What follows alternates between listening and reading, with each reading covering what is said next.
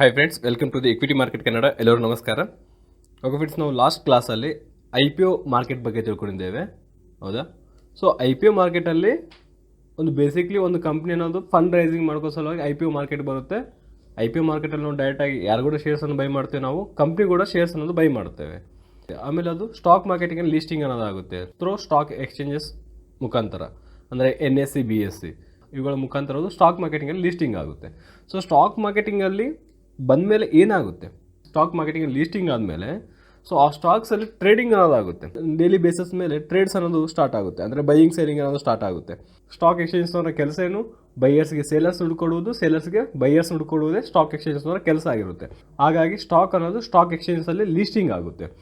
Listing ಆದಮೇಲೆ ನಾವು trading ಏನು ಮಾಡ್ತೀವಲ್ಲ, ಬೈಯಿಂಗ್ ಸೇಲಿಂಗ್ ಏನು ಟ್ರೇಡಿಂಗ್ ಏನು ಆಗ್ತಾ ಇರ್ತಾರೆ, ಇದಕ್ಕೆ ನಾವು ಸೆಕೆಂಡ್ರಿ ಮಾರ್ಕೆಟ್ ಅಂತೇವೆ. ಸೊ ಬೈಯಿಂಗ್ ಸೇಲಿಂಗ್ ಏನು ಆಕ್ಟಿವಿಟಿ ಆಗುತ್ತಲ್ಲ, ಇದು ನಾವು ಸೆಕೆಂಡ್ರಿ ಮಾರ್ಕೆಟಿಂಗಲ್ಲಿ ಆಗುತ್ತೆ. ಇದು ಈಗ ನಮಗೆ ಪ್ರೈಮರಿ ಮಾರ್ಕೆಟ್ ಮತ್ತು ಸೆಕೆಂಡ್ರಿ ಮಾರ್ಕೆಟ್ ಅಂದರೆ ನಮ್ಗೆ ಕ್ಲಿಯರಾಗಿ ತಿಳಿದಿಲ್ಲ ಈಗ. ಸೊ ಪ್ರೈಮರಿ ಮಾರ್ಕೆಟಲ್ಲಿ ಕಂಪ್ನಿಯಿಂದ ಶೇರ್ಸ್ ಅನ್ನೋದು ಬೈ ಮಾಡ್ಕೊತಾರೆ. ಯಾರು ಕಂಪ್ನಿಯಿಂದ ಶೇರ್ಸನ್ನು ಬೈ ಮಾಡ್ಕೊಂಡಿರ್ತಾರೋ ಅವರು ಸ್ಟಾಕ್ ಮಾರ್ಕೆಟಿಂಗಲ್ಲಿ ಲೀಸ್ಟಿಂಗ್ ಆದಮೇಲೆ ಸೆಕೆಂಡ್ರಿ ಮಾರ್ಕೆಟಿಂಗಲ್ಲಿ ಆ ಸ್ಟಾಕ್ ಅನ್ನೋದು ಟ್ರೇಡಿಂಗ್ ಆಗಿ ಸ್ಟಾರ್ಟ್ ಆಗುತ್ತೆ. ಯಾರು ಬೈ ಮಾಡಿರ್ತಾರೋ ಅವರು ಇದರಲ್ಲಿ ಅವರು ಸೇಲಿಂಗ್ ಮಾಡ್ತಾರೆ ಅಥವಾ ಪ್ರಾಫಿಟ್ ಬುಕ್ಕಿಂಗ್ ಮಾಡ್ಕೋತಾರೆ. ಅಂದರೆ ಸ್ಟಾಕ್ ಅನ್ನೋದು ಡೈಲಿ ಬೇಸಿಸ್ ಮೇಲೆ ಟ್ರೇಡಿಂಗ್ ಆಗುತ್ತೆ. ಇದಕ್ಕೆ ನಾವು ಸೆಕೆಂಡ್ರಿ ಮಾರ್ಕೆಟ್ ಅಂತೇವೆ.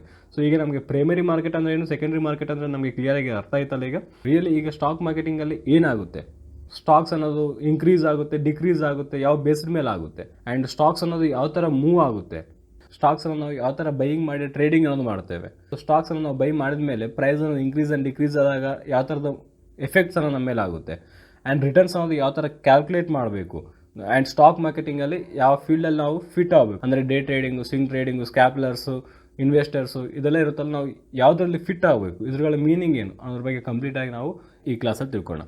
ಸ್ಟಾಕ್ ಮಾರ್ಕೆಟಿಂಗಲ್ಲಿ ಸ್ಟಾಕ್ ಅಂದರೆ ಏನು, ಕಂಪ್ನೀಸ್ ಅನ್ನೋದು ಲೀಸ್ಟಿಂಗ್ ಆದರೆ ಅದಕ್ಕೆ ನಾವು ಸ್ಟಾಕ್ಸ್ ಅಂತೇವೆ. ಈಗ ಸ್ಟಾಕ್ಸ್ ಅನ್ನೋದು ಯಾವ ಥರ ಮೂವ್ಮೆಂಟ್ ಆಗುತ್ತೆ, ಅಂದರೆ ಇನ್ಕ್ರೀಸ್ ಆಗೋದು, ಡಿಕ್ರೀಸ್ ಆಗೋದು ಯಾವ್ದು ಬೇಸ್ಡ್ ಮೇಲೆ ಆಗುತ್ತೆ.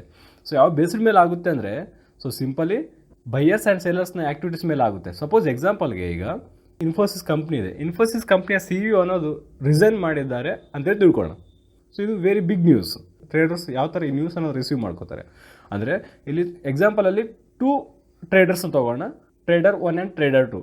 ಟ್ರೇಡರ್ 1 ಏನು ಥಿಂಕ್ ಮಾಡ್ತಾನೆ, ಇನ್ಫೋಸಿಸ್ನ CEO ರಿಸೈನ್ ಮಾಡಿದ್ದಾನೆ, ವೆಲ್ ಎಕ್ಸ್ಪೀರಿಯನ್ಸ್ಡ್ CEO ಅನ್ನೋರು ರಿಸೈನ್ ಮಾಡಿದ್ದಾರೆ, ಸೊ ಸ್ಟಾಕ್ಸಲ್ಲಿ ಒಂದು ಫಾಲಿಂಗ್ ಬರ್ಬೋದು ಅಂತೇಳಿ ಅವ್ರು ಸೇಲಿಂಗ್ ಅನ್ನೋದು ಮಾಡ್ತಾರೆ. ಟ್ರೇಡರ್ 1ನ ಪಾಯಿಂಟ್ ಆಫ್ ವ್ಯೂ ಆಗಿರುತ್ತೆ. ಟ್ರೇಡರ್ 2ನ ಪಾಯಿಂಟ್ ಆಫ್ ವ್ಯೂ ಏನಾಗಿರುತ್ತೆ, ಇನ್ಫೋಸಿಸ್ನ CEO ರಿಸೈನ್ ಮಾಡಿದಾನಂದರೆ ಇನ್ನೂ ಬೆಟರ್ CEOನ ಅವರು ಅಪಾಯಿಂಟ್ ಮಾಡ್ತಾರೆ ಅನ್ನೋದು ಟ್ರೇಡರ್ 2ನ ಥಿಂಕಿಂಗ್ ಆಗಿರುತ್ತೆ. ಅವಾಗ ಟ್ರೇಡರ್ 2 ಏನು ಮಾಡ್ತಾನೆ, ಬೈಯಿಂಗ್ ಮಾಡೋಕ್ಕೆ ಆಲೋಚನೆ ಮಾಡ್ತಾನೆ. ಇದು ಟ್ರೇಡರ್ 2ನ ಪಾಯಿಂಟ್ ಆಫ್ ವ್ಯೂ ಆಗಿರುತ್ತೆ. ಸೊ ಯಾವುದೇ ಸ್ಟಾಕಲ್ಲಿ ಮೂವ್ಮೆಂಟ್ಸ್ ಅನ್ನೋದು ಇದೇ ಪ್ರಕಾರ ಆಗುತ್ತೆ. ಅದು ನ್ಯೂಸ್ ಬೇಸ್ಡ್ ಮೇಲೆ ಒಬ್ಬರು ಪಾಸಿಟಿವ್ ಆಗಿ ಥಿಂಕ್ ಮಾಡ್ತಾರೆ, ಒಬ್ಬರು ನೆಗೆಟಿವ್ ಆಗಿ ಥಿಂಕ್ ಮಾಡ್ತಾರೆ. ಅಂದರೆ ಒಬ್ಬರು ಬೈ ಮಾಡ್ತಾರೆ, ಒಬ್ಬರು ಸೇಲ್ ಮಾಡ್ತಾರೆ, ಸೇಲ್ ಮಾಡ್ತಾರೆ. ಇನ್ನು ಸ್ವಲ್ಪ ಜನ ಟೆಕ್ನಿಕಲ್ ಅನಲೈಸ್ನ ಫಾಲೋ ಮಾಡಿಕೊಂಡು ಬೈಯಿಂಗ್ ಸೇಲಿಂಗ್ ಅನ್ನೋದು ಮಾಡ್ತಾರೆ. ಅದು ಯಾವ ಥರ ನಾವು ನೆಕ್ಸ್ಟ್ ಕ್ಲಾಸಲ್ಲಿ ತಿಳ್ಕೊಳ್ಳೋಣ ಟೆಕ್ನಿಕಲ್ ಅನಲೈಸಲ್ಲಿ. ಸೊ ಸ್ಟಾಕ್ಸ್ ಅನ್ನೋದು ಇದೇ ಥರ ಮೂವ್ಮೆಂಟ್ ಆಗೋದು, ಅಂದರೆ ಒಂದು ಬೈಯರ್ಸ್ ಆ್ಯಂಡ್ ಸೇಲರ್ಸ್ನ ಒಪಿನಿಯನ್ ಮೇಲೆ ಸ್ಟಾಕ್ಸ್ ಅನ್ನೋದು ಮೂವ್ಮೆಂಟ್ ಆಗ್ತಾ ಇರುತ್ತೆ. ಓಕೆ, ಸೊ ಸ್ಟಾಕ್ಸ್ನ ಮೂವ್ಮೆಂಟ್ ಯಾವ ಥರ ಆಗುತ್ತೆ, ಟ್ರೇಡರ್ 1 ತಿಳ್ಕೊಂಡಿರೋ ಪ್ರಕಾರ ಸೇಲಿಂಗ್ ಮಾಡಬೇಕು ಅಂತೇಳಿ ಮಾರ್ತಾನೆ. ಸೊ ಟ್ರೇಡರ್ 2ನ ಪಾಯಿಂಟ್ ಆಫ್ ವ್ಯೂ ಅಲ್ಲಿ ಬೈಯಿಂಗ್ ಮಾಡಬೇಕು ಅಂತೇಳಿ ಇವರು ಹೈ ಕಾಸ್ಟಲ್ಲಿ ಬೈ ಮಾಡ್ತಾರೆ, ಲೋ ಕಾಸ್ಟಲ್ಲಿ ಸೇಲ್ ಮಾಡ್ತಾರೆ. ಈಗ ಪ್ರೈಸ್ ಅನ್ನೋದು ಮೂವ್ಮೆಂಟ್ ಆಗುತ್ತಲ್ಲ. ಸಪೋಸ್ ಎಕ್ಸಾಂಪಲ್ಗೆ ಈಗ ಇನ್ಫೋಸಿಸ್ 300 ರೂಪೀಸಲ್ಲಿ ಟ್ರೇಡಿಂಗ್ ಆಗ್ತದೆ ಅಂತ ತಿಳ್ಕೊಂಡು ಸೇಲರ್ ಏನು ಮಾಡ್ತಾನೆ, ಸೇಲ್ ಮಾಡಬೇಕು ಅಂತೇಳಿ ಈಗ ಈ 100 ಶೇರ್ಸನ್ನು ಸೇಲ್ ಮಾಡ್ತಾನೆ. ಸೊ ಅದೇ ಥರ ಭಾಳ ಜನ ಟ್ರೇಡರ್ಸ್ನ ಥಿಂಕ್ ಮಾಡಿರ್ತಾರಲ್ವ, ಅವಾಗ ಪ್ರೈಸ್ ಏನಾಗುತ್ತೆ, ಡೌನ್ ಆಗುತ್ತೆ. ಡೌನ್ ಎಲ್ಲಿವರೆಗೆ ಆಗ್ಬೋದು, ಒಂದು 50 ಪಾಯಿಂಟ್ಸ್ ಡೌನ್ ಆಗ್ಬೋದು ತಿಳ್ಕೊಳ್ಳೋಣ, ಹೌದಾ? ಅದೇ ಥರ ಟ್ರೇಡರ್ಸ್ 2ನ ಒಪಿನಿಯನ್ ಏನಿದೆ, ಇನ್ನು ಬೆಸ್ಟ್ ಕ್ವಾಲಿಫೈಡ್ CEOನ ಅಪಾಯಿಂಟ್ ಮಾಡ್ತಾನೆ ಅನ್ನೋದು ಟ್ರೇಡರ್ 2ನ ಒಪಿನಿಯನ್ ಆಗಿದೆ. ಟ್ರೇಡರ್ 2ನ ಪಾಯಿಂಟ್ ಆಫ್ ವ್ಯೂ ಅಲ್ಲಿ ಬೈ ಮಾಡಬೇಕು ಅಂತ ತಿಳ್ಕೊತಾನೆ. ಸೊ ಈ ಥರ ಪಾಸಿಟಿವ್ ಅಲ್ಲಿ ನೆಗೆಟಿವ್ ಅಲ್ಲಿ ಥಿಂಕ್ ಮಾಡೋರು ಇರ್ತಾರಲ್ಲ, ಅವರೇ ಈ ಸ್ಟಾಕ್ಸ್ ಅನ್ನೋದು ಬೈಯಿಂಗ್ ಆ್ಯಂಡ್ ಸೇಲಿಂಗ್ ಮಾಡೋದ್ರ ಮೂಲಕ ಪ್ರೈಸ್ ಅನ್ನೋದು ಮೂವ್ಮೆಂಟ್ ಮಾಡ್ತಾರೆ. ಸ್ಟಾಕ್ಸ್ ಅನ್ನೋದು ಮೂವ್ಮೆಂಟ್ ಅನ್ನೋದು ಇದೇ ಥರ ಆಗುತ್ತೆ. ಓಕೆ, ನಾವು ಒಂದು ನ್ಯೂಸ್ ಬೇಸ್ಡ್ ಮೇಲೆ ಮೂವ್ಮೆಂಟ್ ಆಗುತ್ತೆ, ಇನ್ನೊಂದು ಬಂದು ಟೆಕ್ನಿಕಲ್ ಅನಲೈಸಿಸ್ ಮೇಲೆ ಮೂವ್ಮೆಂಟ್ ಅನ್ನೋದು ಆಗ್ತಾ ಇರುತ್ತೆ ಡೈಲಿ ಬೇಸಿಸ್ ಮೇಲೆ. ಓಕೆ, ಸ್ಟಾಕಲ್ಲಿ ಯಾವ ಥರ ಟ್ರೇಡಿಂಗ್ ಆಗುತ್ತೆ, ಈಗ ಇನ್ಫೋಸಿಸ್ ಸ್ಟಾಕ್ ಇದೆ, ಇನ್ಫೋಸಿಸ್ ಸ್ಟಾಕಲ್ಲಿ ಟ್ರೇಡಿಂಗ್ ಅನ್ನೋದು ಯಾವ ಥರ ಆಗುತ್ತೆ. ಸೊ ಈಗ ಒಬ್ಬ ಪರ್ಸನ್ ಇದ್ದಾನೆ, ಟ್ರೇಡರ್ 1 ಪರ್ಸನ್ ಇದ್ದಾನೆ, ಟ್ರೇಡರ್ 1ಗೆ 200 ಶೇರ್ಸ್ ಬೇಕಾಗಿದೆ. ಇನ್ಫೋಸಿಸ್ ಪ್ರೆಸೆಂಟು 1305 ಅಲ್ಲಿ ಟ್ರೇಡಿಂಗ್ ಆಗ್ತಿದೆ ಅಂತ ತಿಳ್ಕೊಳ್ಳೋಣ. ಸೊ ಇವರು 200 ಶೇರ್ಸ್ನ ಬೈ ಮಾಡಬೇಕು. ಸೊ ಇವರು ಬೈ ಮಾಡಬೇಕಂದ್ರೆ ಅಪೋಸಿಟ್ ಪರ್ಸನ್ ಸೇಲ್ ಮಾಡಬೇಕು, ಸೇಲರ್ಸ್ ಅನ್ನೋರು ಸೇಲ್ ಮಾಡಬೇಕು. ಸೇಲರ್ಸ್ ಅನ್ನೋರು ಯಾವ ಪ್ರೈಸ್ಗೆ ರೆಡಿ ಆಗಿರ್ತಾರೆ, 1306ಗೆ ಒಂದು 150 ಶೇರ್ಸು, ಸೊ 1307ಗೆ 50 ಶೇರ್ಸ್ನ ಸೇಲ್ ಮಾಡೋಕ್ಕೆ ರೆಡಿ ಆಗಿರ್ತಾರೆ.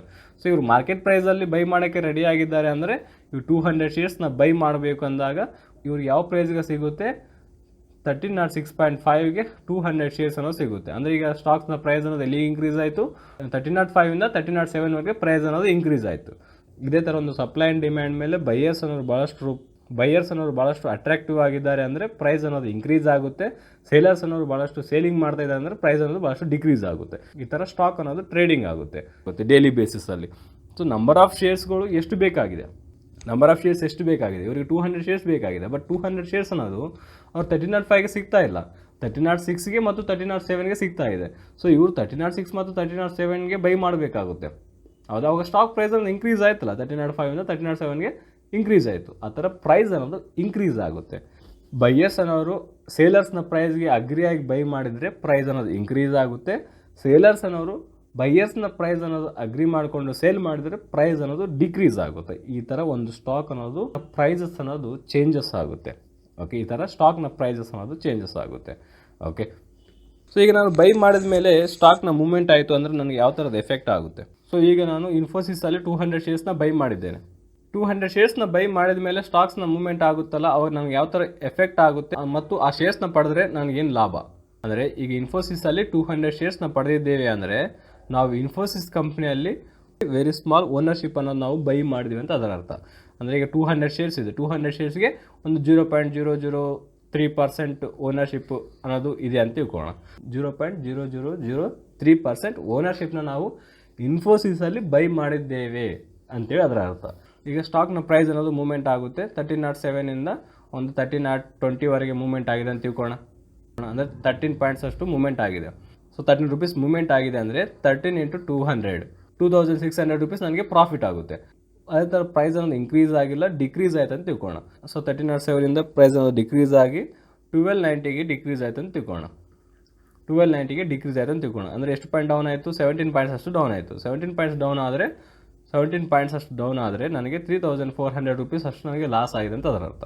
ಒಂದು ಸ್ಟಾಕ್ನ ಶೇರ್ಸ್ಗಳನ್ನ ನಾವು ಬೈ ಮಾಡ್ತಿದ್ದೀವಿ ಅಂದರೆ ಆ ಕಂಪ್ನಿಯ ಒಂದು ಸ್ಮಾಲ್ ನಂಬರ್ ಆಫ್ ಓನರ್ಶಿಪ್ನ ನಾವು ಬೈ ಮಾಡಿದ್ದೇವೆ ಅಂತ ತಿಳ್ಕೊಬೇಕಾಗುತ್ತೆ.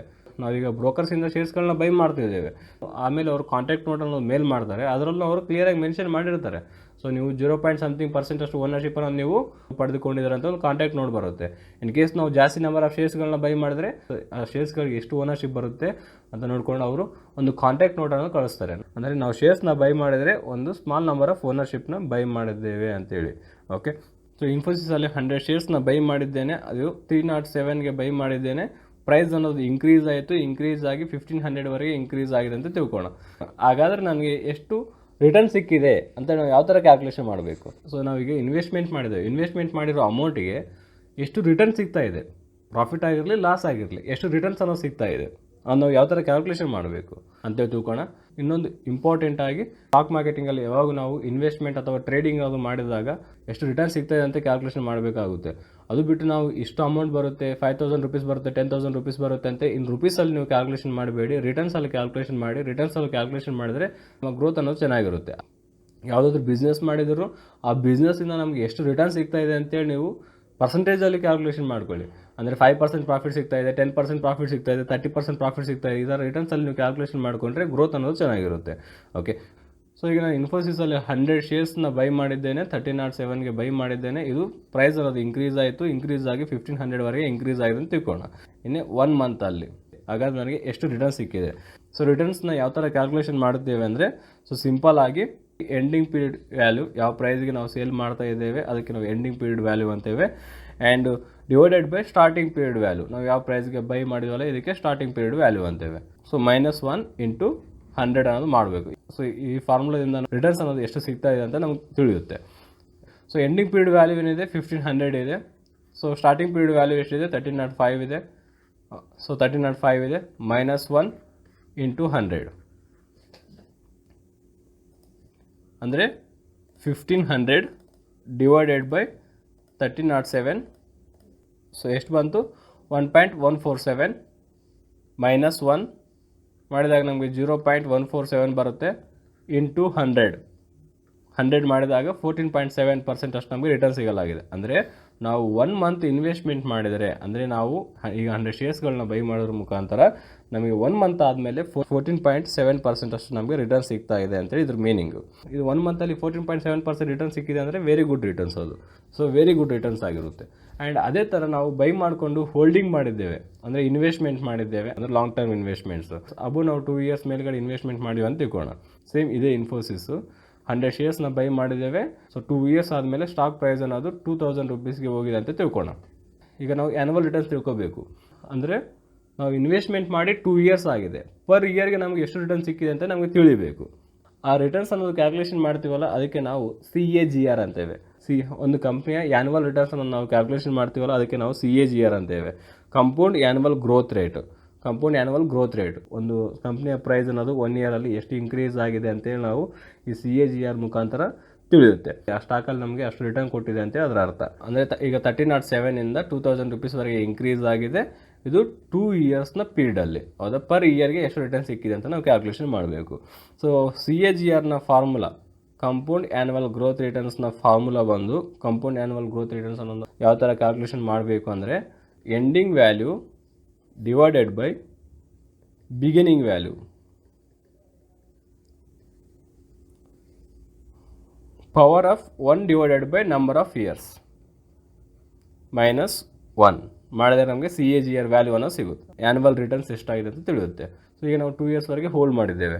ಸೊ ಈಗ ಪರ್ ಇಯರ್ಗೆ ಎಷ್ಟು ರಿಟರ್ನ್ ಸಿಗ್ತಾ ಇದೆ ಅಂತ ನಮ್ಗೆ ತಿಳಿಯುತ್ತೆ. ಎಂಡಿಂಗ್ ವ್ಯಾಲ್ಯೂ ಒಂದು 2000 rupees and beginning value by ಮಾಡಿದ್ದು 1307. Power of 1 divided by number of years. Number of years ಎಷ್ಟು? 2 years minus 1. Okay, minus 1 calculation ಮಾಡಿ. 2000 divided by 1307, 1.53022, power of 1/2 minus 1.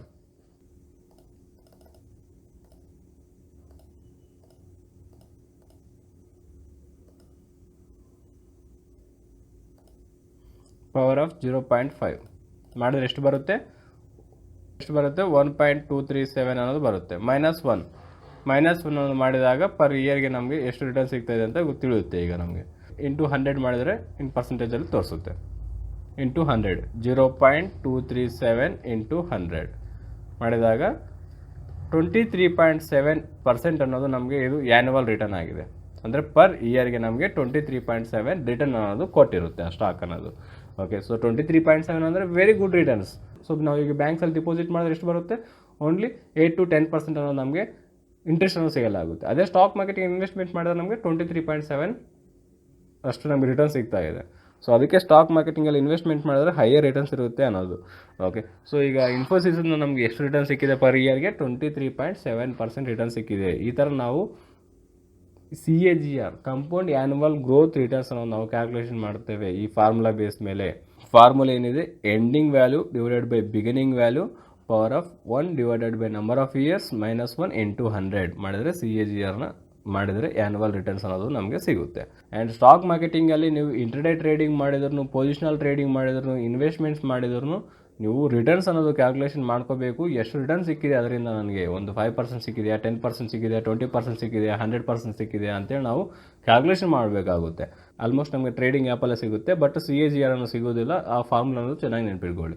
Okay, so stock ಮಾರ್ಕೆಟಿಂಗಲ್ಲಿ ಏನು ನಡೆಯುತ್ತೆ, ಸ್ಟಾಕ್ಸ್ ಅನ್ನೋದು ಯಾವ ಥರ movement ಆಗುತ್ತೆ ಬೈಯರ್ಸ್ ಆ್ಯಂಡ್ ಸೇಲರ್ಸ್ ನಡುವೆ, ಆ್ಯಂಡ್ ಸ್ಟಾಕ್ಸ್ ಅನ್ನೋದು ಬೈ ಮಾಡ್ಕೊಂಡ್ಮೇಲೆ ಏನಾಗುತ್ತೆ, ರಿಟರ್ನ್ಸ್ ಅನ್ನೋದು ಯಾವ ಥರ ಕ್ಯಾಲ್ಕುಲೇಷನ್ ಮಾಡಬೇಕು ಅನ್ನೋದ್ರ ಬಗ್ಗೆ ನಮಗೆ ಈಗ ಗೊತ್ತಾಯಿತು.